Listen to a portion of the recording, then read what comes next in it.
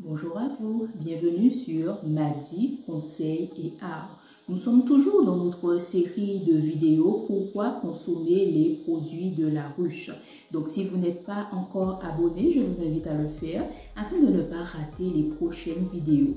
Nous en sommes aujourd'hui à la 4e étape et nous allons voir la cire.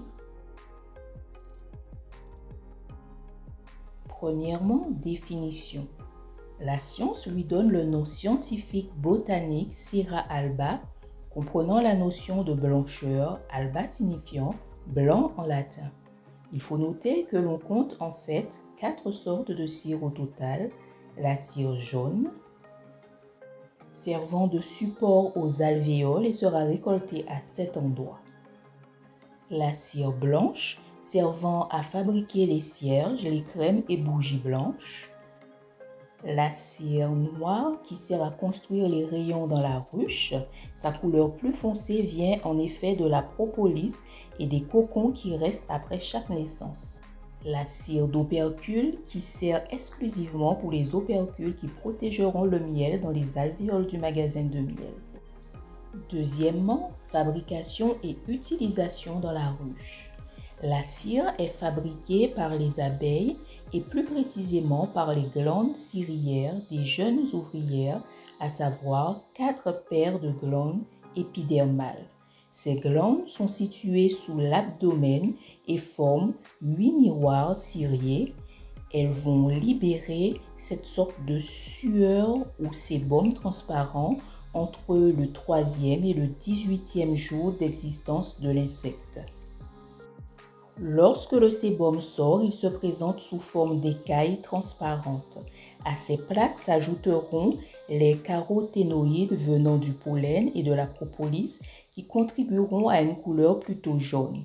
Une chaîne d'abeilles cirières suspendues par les pattes s'organise alors pour transformer la cire.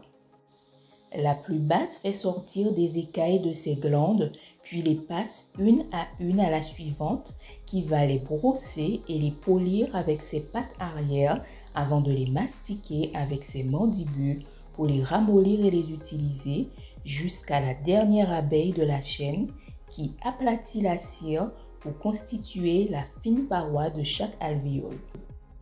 Cette chaîne d'abeilles construit ainsi des alvéoles en forme de cercle ou de rond et non d'hexagone comme on pourrait le penser. Cette forme hexagonale qui est la dernière viendra de la superposition des alvéoles cylindriques qui prendront alors 6 côtés une fois les unes collées aux autres.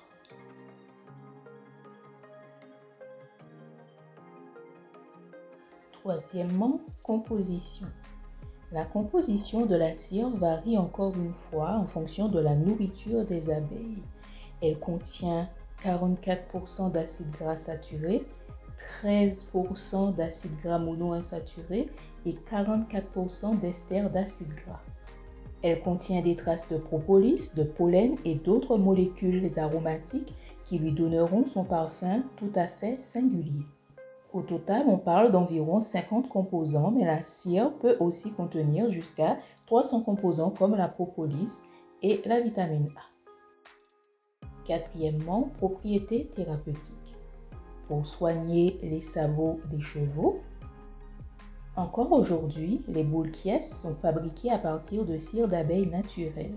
Inventées en 1918, ces bouchons d'oreilles qui servent à protéger des sons extérieurs ont encore du succès. La cire continue d'être utilisée en cosmétique, surtout du fait de ses propriétés hydratantes. C'est ce qui donne lieu à la confection des cérats, mélange de cire et d'autres ingrédients thérapeutiques naturels pour la peau.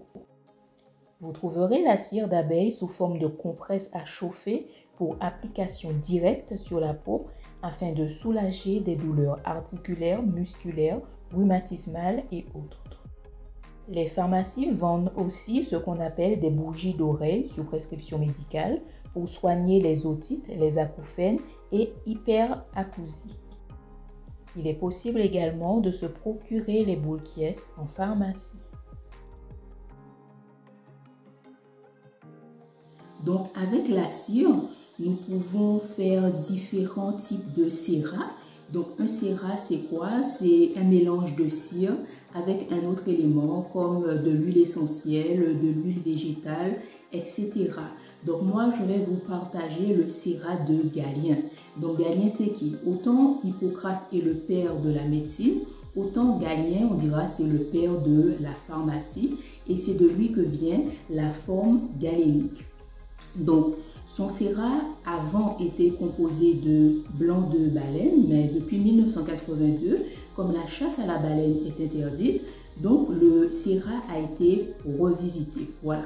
Donc, nous allons retrouver dans ce sriracha 13 g de cire d'abeille, 53,5 g d'huile d'amande douce, 0,5 g de borax et 33 g d'eau de rose. Voilà, donc on va faire fondre la cire d'abeille à feu doux et après on va incorporer les autres éléments, bien mélanger jusqu'à dissolution totale, mettre dans un bocal et fermer de manière hermétique et nous allons donc conserver notre sriracha au frais. Cinquièmement, action et indication du sriracha de Galien.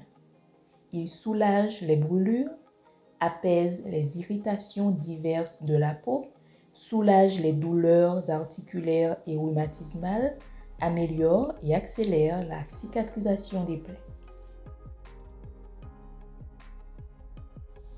À bientôt!